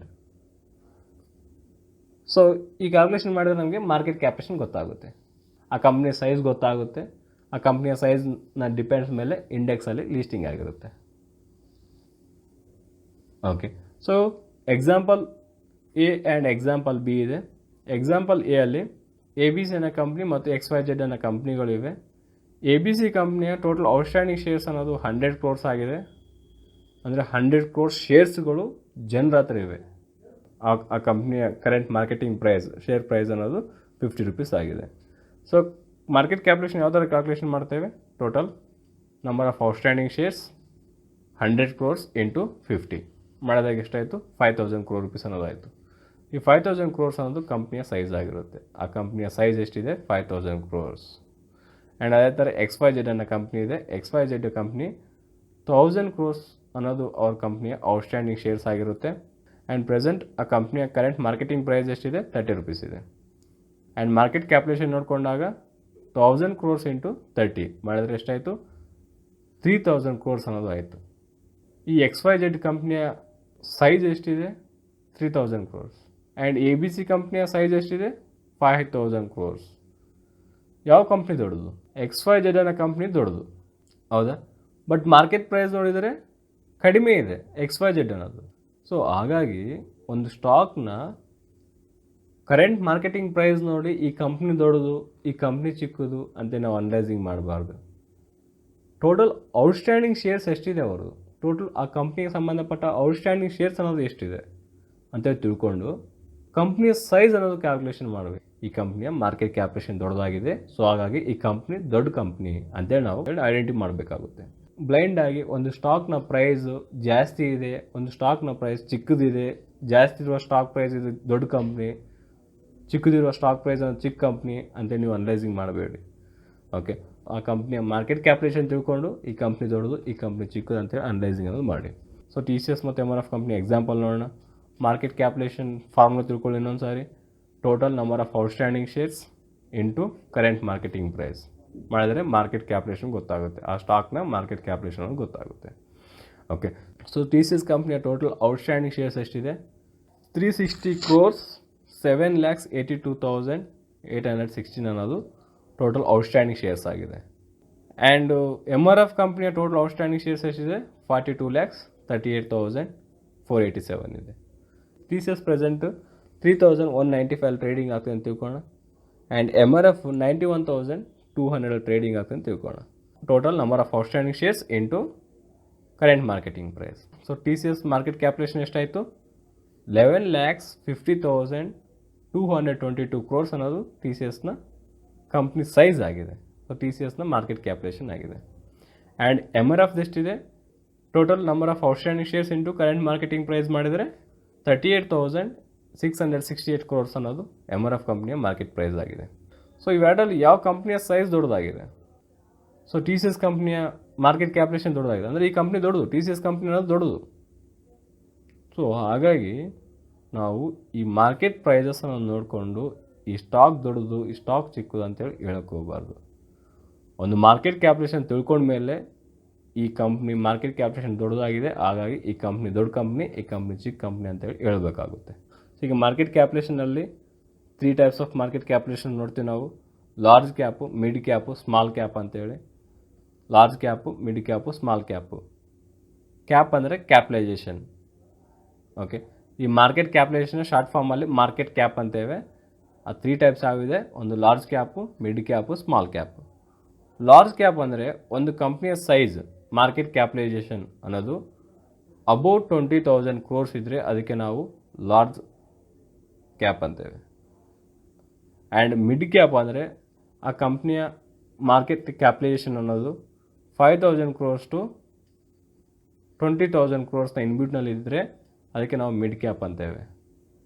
ಆ್ಯಂಡ್ ಸ್ಮಾಲ್ ಕ್ಯಾಪ್ ಅಂದರೆ ಬಿಲೋ 5,000 crores ಕೆಳಗಡೆ ಇದ್ದರೆ ಅದಕ್ಕೆ ನಾವು ಸ್ಮಾಲ್ ಕ್ಯಾಪ್ ಕಂಪ್ನೀಸ್ಗಳು ಅಂತೇವೆ. ಓಕೆ, ಕೇಳಿರ್ತೀವಿ ನಾವೆಲ್ಲವು ಲಾರ್ಜ್ ಕ್ಯಾಪ್ ಕಂಪ್ನೀಸ್ಗಳು, ಮಿಡ್ ಕ್ಯಾಪ್ ಕಂಪ್ನೀಸ್ಗಳು, ಸ್ಮಾಲ್ ಕ್ಯಾಪ್ ಕಂಪ್ನೀಸ್ಗಳು ಅಂತೇಳಿ. ಅದ್ರ ಮೀನಿಂಗ್ ಇದೇ ಆಗಿರುತ್ತೆ. ಆ ಕಂಪ್ನಿಯ ಮಾರ್ಕೆಟ್ ಕ್ಯಾಪಿಟೇಷನ್ ಅನ್ನೋದು 20,000 crores ಮೇಲ್ಗಡೆ ಇದ್ದರೆ ಲಾರ್ಜ್ ಕ್ಯಾಪ್ಸ್ ಅಂತೇವೆ. ಮಿಡ್ ಕ್ಯಾಪ್ಸ್ ಅಂದರೆ 5,000 crores ಟು 20,000 crores ಇನ್ಬಿಟ್ನಲ್ಲಿದ್ದರೆ ಮಿಡ್ ಕ್ಯಾಪ್ ಕಂಪ್ನೀಸ್ ಅಂತೇವೆ. ಆ್ಯಂಡ್ ಸ್ಮಾಲ್ ಕ್ಯಾಪ್ ಅನ್ನೋದು ಬಿಲೋ 5,000 crores ಕೆಳಗಿದ್ದರೆ ಸ್ಮಾಲ್ ಕ್ಯಾಪ್ ಕಂಪ್ನೀಸ್ಗಳು ಅಂತೇವೆ. ಇವೆಲ್ಲವೂ ವೆರಿ ಇಂಪಾರ್ಟೆಂಟ್. ಈ ಟರ್ಮ್ಸ್ ಎಲ್ಲವೂ ನಮಗೆ ಈ ಸ್ಟಾಕ್ ಮಾರ್ಕೆಟಿಂಗ್ ತಿಳಿದಿರಬೇಕು, ವೆರಿ ಇಂಪಾರ್ಟೆಂಟ್ ಇವೆಲ್ಲವೂ. ಸೊ ಈಗ ನಮಗೆ ಮಾರ್ಕೆಟ್ ಕ್ಯಾಪಿಟೇಷನ್ ಗೊತ್ತಾಯಿತು. ಈಗ NSEಯಲ್ಲಿ 2,500 ಸ್ಟಾಕ್ಸ್ ಅನ್ನೋದು ಲೀಸ್ಟಿಂಗ್ ಆಗಿದೆ. ಇದರಲ್ಲಿ ಟಾಪ್ 50 ಮಾರ್ಕೆಟ್ ಕ್ಯಾಪಿಟೇಷನ್ ಹೊಂದಿರುವ ಸ್ಟಾಕ್ಸ್ಗಳನ್ನು ಸೆಲೆಕ್ಟ್ ಮಾಡಿಕೊಂಡು Nifty 50 ಇಂಡೆಕ್ಸಲ್ಲಿ ಇಡಲಾಗುತ್ತೆ. ಓಕೆ, ಜಾಸ್ತಿ ಮಾರ್ಕೆಟ್ ಕ್ಯಾಪಿಟೇಷನ್ ಇದೆ ಅಂದರೆ ಅದು ಇಂಪಾರ್ಟೆಂಟ್ ಸ್ಟಾಕ್, ಲಾರ್ಜೆಸ್ಟ್ ಸ್ಟಾಕ್. ಅದು ಅಂಥ ಸ್ಟಾಕ್ಸ್ನ ಸೆಲೆಕ್ಟ್ ಮಾಡಿಕೊಂಡು ಇಂಡೆಕ್ಸಲ್ಲಿ ಇಡಲಾಗುತ್ತೆ. ಅದು ನಮಗೆ ಓವರ್ ಆಲ್ NSEಯ ಡೈರೆಕ್ಷನನ್ನು ತೋರಿಸಿಕೊಡುತ್ತೆ. ಅದೇ ಥರ BSEಯಲ್ಲಿ 5,000+ ಸ್ಟಾಕ್ಸ್ ಅನ್ನೋದು ಲಿಸ್ಟಿಂಗ್ ಆಗಿದೆಯಲ್ಲ, ಇದರಲ್ಲೂ ಟಾಪ್ 30 ಮಾರ್ಕೆಟ್ ಕ್ಯಾಪಿಟೇಷನ್ ಹೊಂದಿರುವಂತಹ ಸ್ಟಾಕ್ಸ್ಗಳನ್ನು ಸೆಲೆಕ್ಟ್ ಮಾಡಿಕೊಂಡು ಸೆನ್ಸೆಕ್ಸಲ್ಲಿ ಇಡಲಾಗಿರುತ್ತೆ. ಓಕೆ, ಈಗ ನಮ್ಗೆ ಕ್ಲಿಯರಾಗಿ ತಿಳಿತಲ್ಲ ಈ ಟಾಪ್ 30 ಕಂಪ್ನೀಸ್ಗಳು ಯಾವ ಥರ ಲೀಸ್ಟಿಂಗ್ ಮಾಡ್ತಾರೆ ಆ್ಯಂಡ್ ಈ ಟಾಪ್ 50 ಕಂಪ್ನಿಗಳು ಯಾವ ಥರ ಲೀಸ್ಟಿಂಗ್ ಮಾಡ್ತಾರೆ ಅಂತೇಳಿ. ಅಂದರೆ ನಮಗೆ ಕ್ಲಿಯರಾಗಿ ಇಂಡೆಕ್ಸ್ಗಳಲ್ಲಿ ಎಂಥ ಸ್ಟಾಕ್ಸ್ನ ತೊಗೊಂಡು ಲೀಸ್ಟಿಂಗ್ ಮಾಡ್ತಾರೆ ಅಂತ ನಮಗೆ ಕ್ಲಿಯರಾಗಿ ಗೊತ್ತಾಗಿದೆ. ಅಂದರೆ ಟಾಪ್ ಮಾರ್ಕೆಟ್ ಕ್ಯಾಪಿಟೇಷನ್ ಹೊಂದಿರುವಂಥ ಸ್ಟಾಕ್ಸ್ಗಳನ್ನ ತೊಗೊಂಡು ಇಂಡೆಕ್ಸ್ಗಳಲ್ಲಿ ಇಡಲಾಗುತ್ತೆ. ಹೌದಾ? NSE ಭಾಳಷ್ಟು ಇಂಡೆಕ್ಸ್ಗಳಿವೆ. ಅಂದರೆ ಬೋರ್ಡ್ ಇಂಡೆಕ್ಸ್ಗಳಿರುತ್ತೆ, ಪ್ಲಸ್ ಒಂದು ಸೆಕ್ಟ್ರಲ್ ಇಂಡೆಕ್ಸ್ಗಳಿರುತ್ತವೆ. ಬೋರ್ಡ್ ಇಂಡೆಕ್ಸ್ಗಳು, ಸೊ 13 ಬೋರ್ಡ್ ಇಂಡೆಕ್ಸ್ಗಳಿವೆ, ಸೆಕ್ಟ್ರಲ್ ಇಂಡೆಕ್ಸ್ಗಳು ಭಾಳಷ್ಟು ಇವೆ. ಸೊ ಈ ಬೋರ್ಡ್ ಇಂಡೆಕ್ಸ್ಗಳನ್ನು ಯಾವ ಥರ ಮಾಡಿದ್ದಾರೆ ಮತ್ತು ಸೆಕ್ಟ್ರಲ್ ಇಂಡೆಕ್ಸ್ಗಳು ಅನ್ನೋದು ಯಾವ ಥರ ಇರುತ್ತೆ ಅಂತ ತಿಳ್ಕೊಳ್ಳೋಣ. ಕಂಪ್ಲೀಟ್ಲಿ NSE ಅಲ್ಲಿ, ನ್ಯಾಷನಲ್ ಸ್ಟಾಕ್ ಎಕ್ಸ್ಚೇಂಜಲ್ಲಿ 13 ಬೋರ್ಡ್ ಇಂಡೆಕ್ಸ್ಗಳನ್ನೋದು ಇದೆ. 13 ಬೋರ್ಡ್ ಇಂಡೆಕ್ಸ್ಗಳ ಕನ್ಸ್ಟ್ರಕ್ಷನ್ ಅನ್ನೋದು ಯಾವ ಥರ ಇದೆ ಅಂತ ಒಂದು ಸಾರಿ ನೋಡ್ಕೊಳ್ಳೋಣ. NSE ನ್ಯಾಷನಲ್ ಸ್ಟಾಕ್ ಎಕ್ಸ್ಚೇಂಜಲ್ಲಿ 2500 ಪ್ಲಸ್ ಕಂಪ್ನಿಗಳು ಅನ್ನೋದು ಲೀಸ್ಟಿಂಗ್ ಆಗಿದೆ. ಹೌದಾ? ಅದರಲ್ಲಿ ಟಾಪ್ 500 ಮಾರ್ಕೆಟ್ ಕ್ಯಾಪಿಟೇಷನ್ ಹೊಂದಿರುವಂಥ ಸ್ಟಾಕ್ಸ್ಗಳನ್ನು ಸೆಲೆಕ್ಟ್ ಮಾಡ್ಕೋತಾರೆ. ನಿಫ್ಟಿ 500 ಅಂತ ಹೇಳಲಾಗುತ್ತೆ. ಈ ನಿಫ್ಟಿ 500ಅಲ್ಲಿ ಮತ್ತೆ ಟಾಪ್ ಮಾರ್ಕೆಟ್ ಕ್ಯಾಪಿಟೇಷನ್ ಹೊಂದಿರುವಂಥ, ಜಾಸ್ತಿ ಮಾರ್ಕೆಟ್ ಕ್ಯಾಪಿಟೇಷನ್ ಹೊಂದಿರುವಂಥ 100 ಸ್ಟಾಕ್ಸ್ನ ತೊಗೊತಾರೆ. 100 ಸ್ಟಾಕ್ಸ್ ತೊಗೊಂಡು ಅದಕ್ಕೆ ನಿಫ್ಟಿ 100 ಅಂತ ಹೆಸರಿಡಲಾಗುತ್ತೆ. 500ಅಲ್ಲಿ ಟಾಪ್ 100 ಮಾರ್ಕೆಟ್ ಕ್ಯಾಪಿಟೇಷನ್ ಸ್ಟಾಕ್ಸ್ ಹೋದು, ಉಳಿದಷ್ಟು 400 ಸ್ಟಾಕ್ಸ್ ಉಳಿದಿದೆ. 400 ಸ್ಟಾಕ್ಸಲ್ಲಿ ಮತ್ತೆ ಟಾಪ್ ಮಾರ್ಕೆಟ್ ಕ್ಯಾಪಿಟೇಷನ್ ಹೊಂದಿರುವಂಥ 150 ಸ್ಟಾಕ್ಸ್ನ ತೊಗೊತಾರೆ. ಅದಕ್ಕೆ ನಿಫ್ಟಿ ಮಿಡ್ ಕ್ಯಾಪ್ 150 ಅಂತ ಇಡಲಾಗಿದೆ. ಸೊ ಉಳಿದಿರೋ ಸ್ಟಾಕ್ಸ್ ಎಷ್ಟು? ಇನ್ನು 250 ಸ್ಟಾಕ್ಸ್. ಸೊ ಅವು ನಿಫ್ಟಿ ಸ್ಮಾಲ್ ಕ್ಯಾಪ್ ಸ್ಟಾಕ್ಸ್ ಆಗಿರುತ್ತೆ. ಇದರಲ್ಲಿ ಮಾರ್ಕೆಟ್ ಕ್ಯಾಪಿಟೇಷನ್ ಅನ್ನೋದು ಭಾಳಷ್ಟು ಕಡಿಮೆ ಇರುತ್ತೆ. ಈಗ ನಾವು ತಿಳ್ಕೊಂಡಿವಲ್ಲ, ಲಾರ್ಜ್ ಕ್ಯಾಪ್ ಅಂದರೆ ಏನು, ಮಿಡ್ ಕ್ಯಾಪ್ ಅಂದರೆ ಏನು, ಆ್ಯಂಡ್ ಸ್ಮಾಲ್ ಕ್ಯಾಪ್ ಅಂದರೆ ಏನು. ಲಾರ್ಜ್ ಕ್ಯಾಪ್ ಅಂದರೆ 20,000 ಕ್ರೋರ್ಸ್ನ ಮೇಲ್ಗಡೆ ಇದ್ರೆ ಅದಕ್ಕೆ ಲಾರ್ಜ್ ಕ್ಯಾಪ್ ಅಂತೇವೆ. ಸೊ ಮಿಡ್ ಕ್ಯಾಪ್ ಅಂದರೆ 5,000 ಕ್ರೋರ್ಸ್ ಟು 20,000 ಕ್ರೋರ್ಸ್ನ ಇನ್ಬಿಟ್ನಲ್ಲಿ ಇದ್ದರೆ ಅದಕ್ಕೆ ಮಿಡ್ ಕ್ಯಾಪ್ ಅಂತೇವೆ. ಆ್ಯಂಡ್ ಸ್ಮಾಲ್ ಕ್ಯಾಪ್ ಅಂದರೆ ಮಾರ್ಕೆಟ್ ಕ್ಯಾಪಿಟೇಷನ್ ಅನ್ನೋದು 5,000 ಕ್ರೋರ್ಸ್ನ ಕೆಳಗಡೆ ಇದ್ದರೆ ಅದಕ್ಕೆ ನಾವು ಸ್ಮಾಲ್ ಕ್ಯಾಪ್ ಕಂಪ್ನೀಸ್ಗಳು ಅಂತೇವೆ. ಇವೆಲ್ಲವೂ 13 ಇಂಡೆಕ್ಸ್ಗಳು. ಓಕೆ, ಸೊ ಈಗ ನಿಫ್ಟಿ 100. ಸೊ ಈಗ ನಿಫ್ಟಿ 100ಅಲ್ಲಿ ಮತ್ತೆ 2 ಇಂಡೆಕ್ಸ್ಗಳು ಮಾಡಲಾಗುತ್ತೆ. ಒಂದು ನಿಫ್ಟಿ 50, ಇನ್ನೊಂದು ನಿಫ್ಟಿ ನೆಕ್ಸ್ಟ್ 50 ಅಂತೇಳಿ. ಸೊ ನಿಫ್ಟಿ 50 ಅನ್ನೋದು ಈ ನಿಫ್ಟಿ 100ನ ಟಾಪ್ 50 ಕಂಪ್ನೀಸ್ಗಳನ್ನ ತೊಗೊಂಡು ನಿಫ್ಟಿ 50ಅಲ್ಲಿ ಇಡಲಾಗುತ್ತೆ. ಆ್ಯಂಡ್ ಉಳಿದಿರೋ ನೀವು 50 ಕಂಪ್ನೀಸ್ಗಳನ್ನ ನಿಫ್ಟಿ ನೆಕ್ಸ್ಟ್ 50 ಅಂತ ಇಡಲಾಗುತ್ತೆ.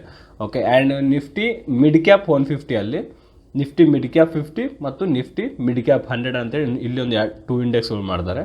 ಮತ್ತು ಈಗ ಸ್ಮಾಲ್ ಕ್ಯಾಪ್ಸ್ಗಳಲ್ಲಿ Nifty small cap 50 and Nifty small cap 100 ಅಂತೇಳಿ ಈ ಥರ ಇಂಡೆಕ್ಸನ್ನು ಮಾಡ್ತಾರೆ. ಇದು ಆದಮೇಲೆ ನಿಫ್ಟಿ 200 ಮಾಡ್ತಾರೆ. ನಿಫ್ಟಿ 200 ಅನ್ನು ಯಾವ ಥರ ಮಾಡ್ತಾರೆ ಅಂದರೆ ಒಂದು ಲಾರ್ಜ್ ಕ್ಯಾಪ್ ಸ್ಟಾಕ್ಸ್ಗಳು ಪ್ಲಸ್ ಮಿಡ್ ಕ್ಯಾಪ್ ಸ್ಟಾಕ್ಸ್ಗಳು. So Nifty 100 plus Nifty mid cap 100 ಸ್ಟಾಕ್ಸ್ಗಳನ್ನು ತೊಗೊಂಡು ಇವರು ಸೊ ನಿಫ್ಟಿ 200 ಇಂಡೆಕ್ಸ್ ಅನ್ನೋದು ಮಾಡಲಾಗಿರುತ್ತೆ. ಓಕೆ, ಅದೇ ಥರ ನಿಫ್ಟಿ ಲಾರ್ಜ್ ಮಿಡ್ ಕ್ಯಾಪ್ 250.